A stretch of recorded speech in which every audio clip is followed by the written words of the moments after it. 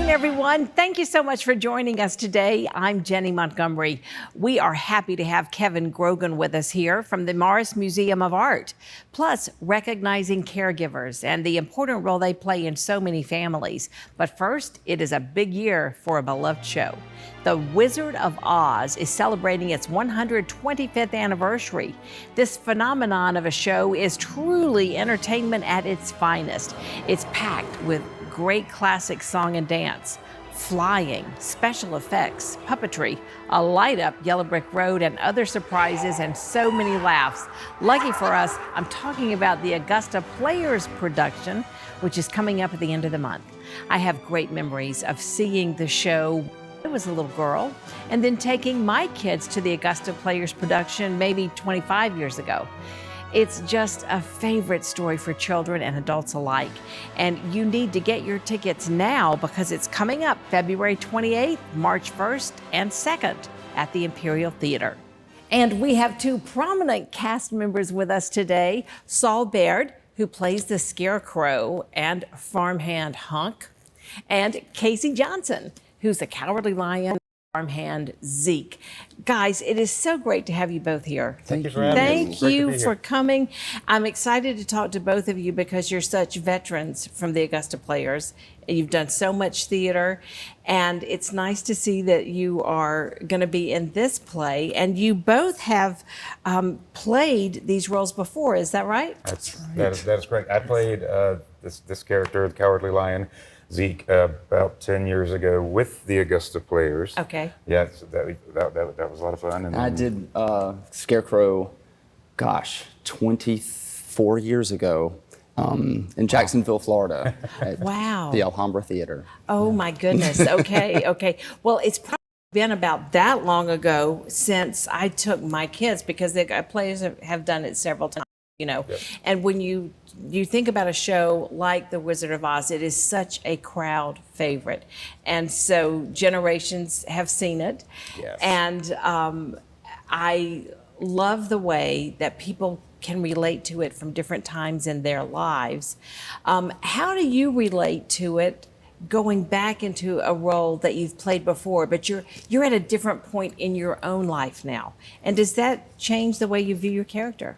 Well, for me, you don't really know what it's going to be like until you start it that second time, and you think to yourself, oh, it's going to be I'm going to play it exactly the same, somewhat. But then you have a completely different director. We have Scott Seidel now, as opposed to last time was Debbie Ballas. And it's just the set and just the choreography, the direction, everything's completely different. So you have to find a new way to do sort of that same character, but in a completely different way. It's a lot of fun. It keeps it new, keeps it fresh. Yeah, keeps it fresh. Different elements are kind of thrown into, and it's automatically you're doing things differently, but you're still playing the same character, but it just is sort of included with the new production.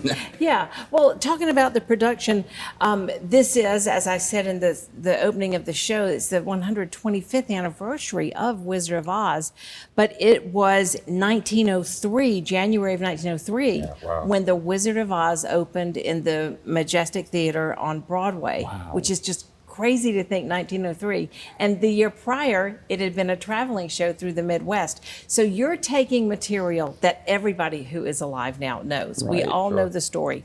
So how do you kind of put your own spin on it and make it be, you know, not the same thing, of course the same story, but do you do things like that with production that make it different?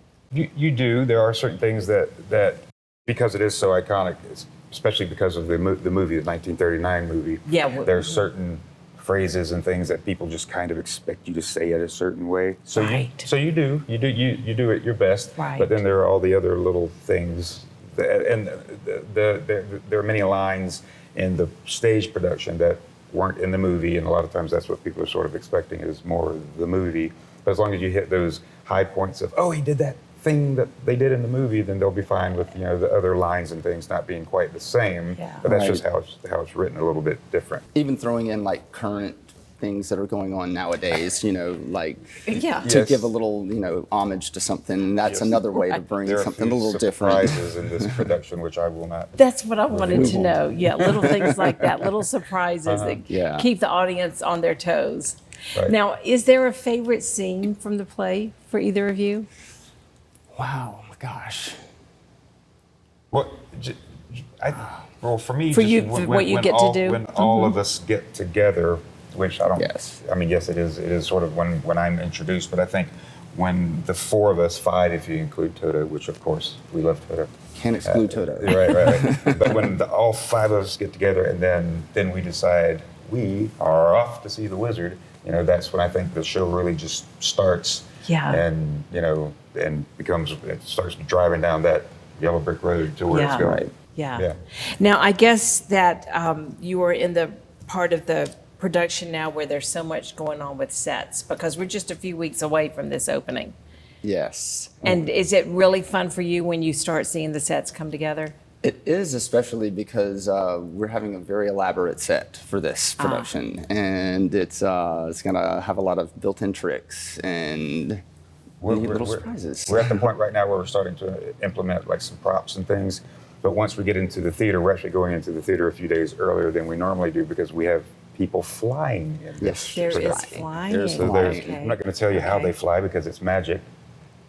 But but there's extra rigging and things that have to go up, and people have to be trained and Yeah, everything's they have to be rehearsals. trained and practice and all Yeah. that, Yeah. I'm sure. So it's going to be a spectacle to say the least. Yes. Fantastic. Yeah. Yes. Fantastic.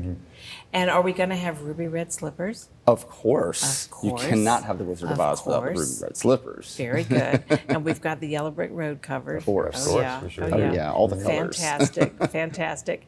Who plays Oz? The Greg Wizard of Oz. Goodwin. Greg. Yes. Okay. Fantastic. He was wonderful. And Professor Marvel, too, at the beginning. Oh, uh-huh. Yeah. And Kay Gross is our Wicked Witch. Yes. She's the Wicked Witch, and I understand she also has played that role before. She has. She did. She did it. I did it 10 years ago, and I think she did it the time before that. So it was. She did about the same About distance about as as I long did. as you did. Yes, Right, ma'am. right. Yeah. Uh-huh. Yeah. So it's going to be something to see. So you can catch The Wizard of Oz, presented by the Augusta Players, Friday, February 28th, and Saturday, March 1st at 8 p.m., and then on Sunday, March 2nd at 3 p.m.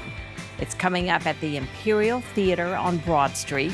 Get your tickets now at augustaplayers.org, or you can call the number there on your screen,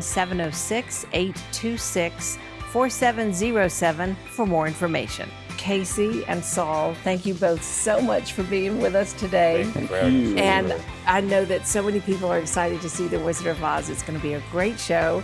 Break a leg, guys. Thank you. Thank you so much. We'll be right back.